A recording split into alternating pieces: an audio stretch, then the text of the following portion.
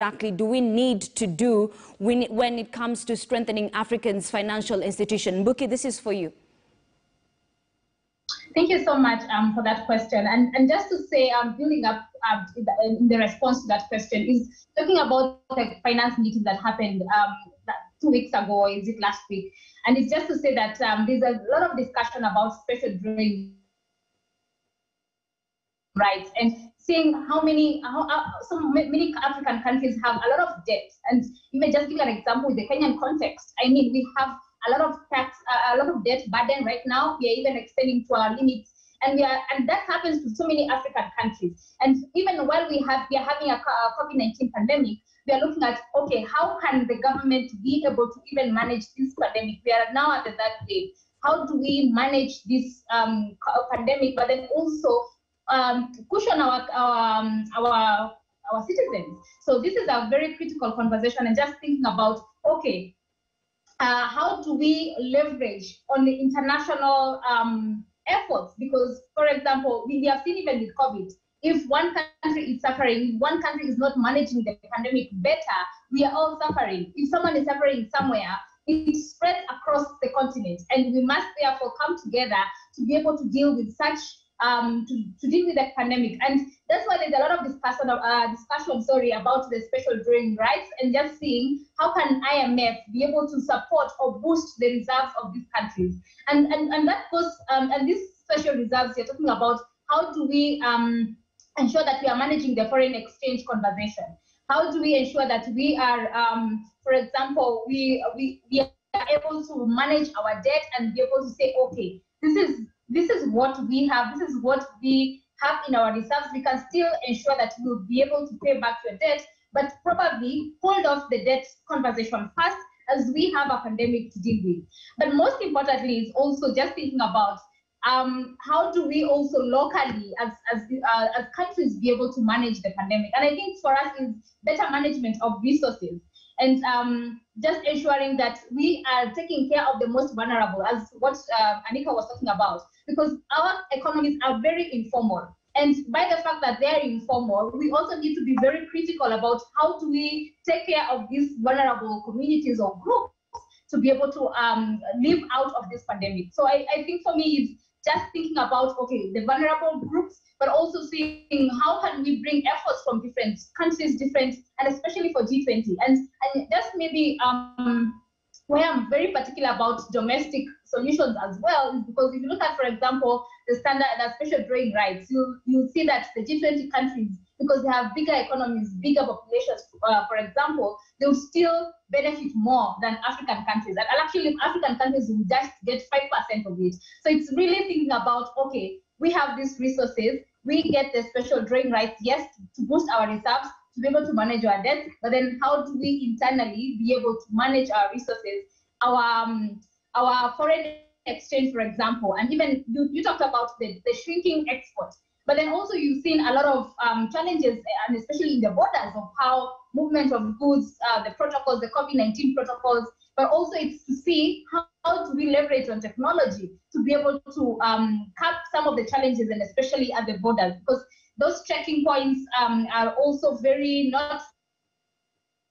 All right, coming to you. And probably thinking about how do we leverage on technology as a continent.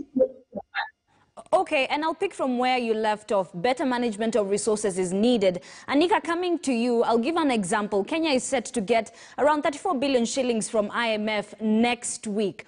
But then the question in everyone's mind is, how exactly do we ensure the money is effectively used? Jen? Thank you. You know, one thing that we really need to unpack is that there's no moving forward, there's no building back better without criminalizing corruption and fixing the judicial system to see actual convictions of not just 1 or 2 years and total recovery of all money stolen, but a lifelong conviction and punishment for corruption, because we're hemorrhaging 2 billion shillings a day. And as much as we are trying to have these graft cases put in the courts and everything, it's still not working. We still have COVID millionaires as people are going into poverty. So even as this money is coming, the reason as to why we are not able to have money in Kenya from the government, the tax pool is not large enough, is because people have to believe in government. They have to believe in the legitimacy and the goodness of government for them to contribute tax voluntarily. But as you saw in the beginning of the year, we went into minimum tax and all these things, and you're finding there's a reluctance from the population to contribute to the benefit of their country because they feel like this money is not going to benefit them. Their surrounding is still the same. They still do not have water or good roads in some areas, or access to healthcare. I think one of the most important things that has come out during this time is the access to healthcare. Our health system is broken. So the question is, even if we get another 100 billion, how does it solve the issues of Kenyans? How will it build back better? Are we just getting into a pool of creating, a cocoon of Bugojis people who are waiting for government as a career to loot? Or are we really looking at the common mwananchi and seeing how to solve their problems? So no, this money that is coming does not really move any Kenyan. It only serves to make government sustain itself until probably the next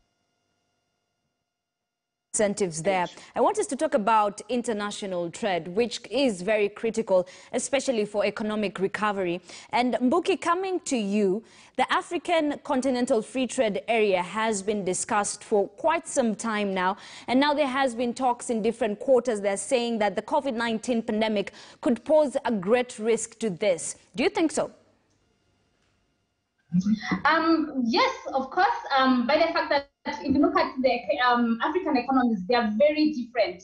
You'll find that, for example, South Africa, you cannot compare South Africa with, for example, South Sudan. They actually just got independence. They're just getting their foot. So when you're talking about Africa Free Trade Area, of course, South Africa and South Sudan cannot start at the same point. And that means that that is also delayed, because then when you're talking about trading, there's about what do you have, what economic power do you have, and then how do I then benefit, because the economic power and the ability to be able to produce more, then you have more gains in that sense. So definitely that will delay. And even as we're talking about Africa Free Trade Area, that is the only way to go as an African continent.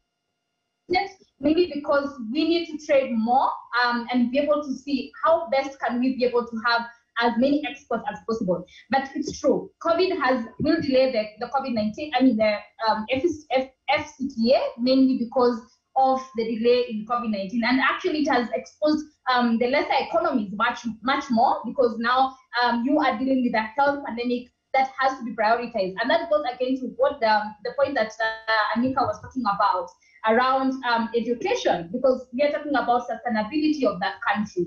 And education is such a big driver in terms of driving economies. And that means then COVID-19 is in the middle of this whole education conversation. That means there's a whole delay. But I think there's still room for African Union and African countries to be able to come together to even advocate for more. Even when we're talking about this global conversation, can we also have regional conversation? Because also our regional blocks have a bigger role in terms of managing this pandemic. And if we manage the regional blocks much better, then we can be able to manage the Africa economy and Africa Free Trade Area even much better. All right, Anika, I'll give you less than 1 minute. Tell me, so then how exactly do we strengthen this African Continental Free Trade Area, considering only 11 African countries have validated the agreement? Under 1 minute, please. Thank you. Of course, there's nothing that happens without government goodwill. And one thing that we need to start right now is to create an environment of goodwill amongst African nations, so that we are not pitted against each other, so that we're not suspicious of each other. The free trade only works under the principle of utmost good faith from each country, so that no one country victimizes the goods and the processes of another country in getting the free trade working. So this will be thrown back to the unity of the African Union, the leadership of the African Union, how are they running up people? Because even to get a bill in Parliament, there has to be some lobbying. So the leadership of the African Union will really be put to test to see how they can ramp up